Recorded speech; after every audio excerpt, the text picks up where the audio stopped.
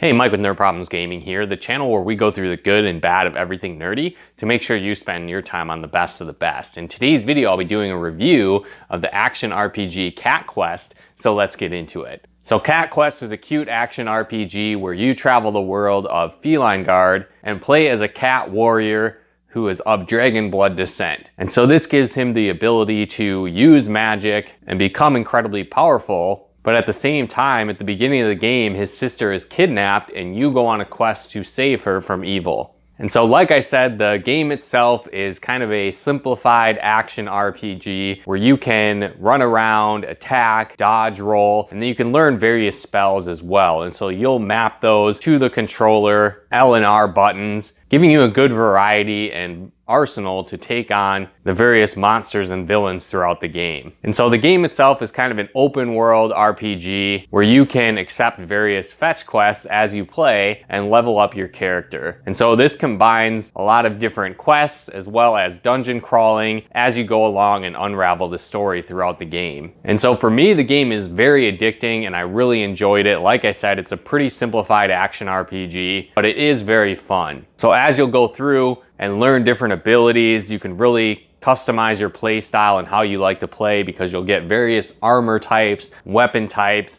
and they all give you various abilities like either boosting your health or your attack or even your magic, and then even armor as well, allowing you to take more damage. One thing I will say though is the game is pretty short, so you're going to find yourself, even if you're a completionist, getting through the game in about 10 hours, but it is a lot of fun. So some of the things that are really addicting is that you can go through different dungeons and they reset every time, filled with monsters. But the first time you go through, you're going to find some unique treasure in that dungeon. On top of that, what's pretty cool is that you can go to a blacksmith shop location and he has a couple different treasure chests available for you to purchase. And so it's kind of like a lottery system to some extent where you're going to get a randomized weapon or piece of armor. But what's cool is once you get certain kinds of base armor, you can continue to find them in the shop and then level them up further, making them more powerful. So I really like that because you never really know what you're gonna get, but regardless of what you get, it powers up some piece of equipment, and that's really cool. And so like I said, you can create various different combinations on your warrior, giving him different abilities and strengths and weaknesses,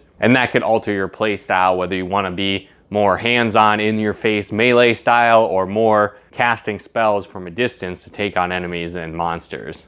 You also can level up spells, which is a lot of fun. So there's different mage locations throughout the game. So as you play, you unlock new spells and you can spend gold to level those up as well, which is a lot of fun. Now, like I said, the storyline is pretty cute. It's filled with different cat puns. So if you like puns, you'll definitely enjoy that. If not, it might get a little bit annoying, but I definitely like that. So I thought it was a lot of fun going through the quirky story and adventure. There's also different nods to various video game franchises, which I liked and enjoyed seeing. One thing that's cool too is that once you do beat the game, you have the option of starting a new game plus or a Mew game, pun intended for sure. But the new game plus, you'll carry over all your items and equipment that you had from the previous game. But in the Mew game, that gives you really additional challenges. So it made me think of like Dragon Quest XI, where you had the Draconian quests within it, where you could make the game harder. It's the same kind of concept. So you can go through, there's like a naked mode where you can't equip any weapons or armor. You can make the enemies stronger.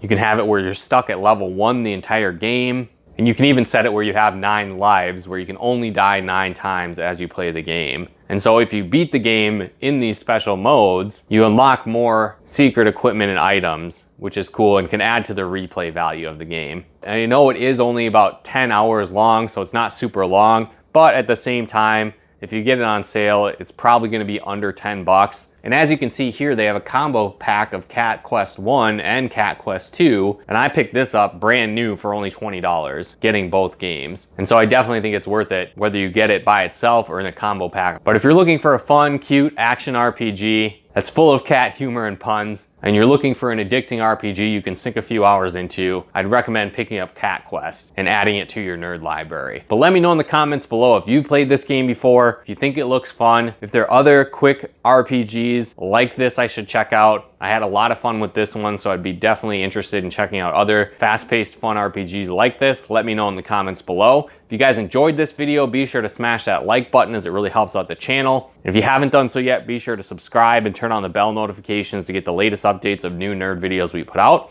And if you'd like to help us support the channel, pick out content and more, become a patron of ours at nerdproblemsgaming.com/Patreon.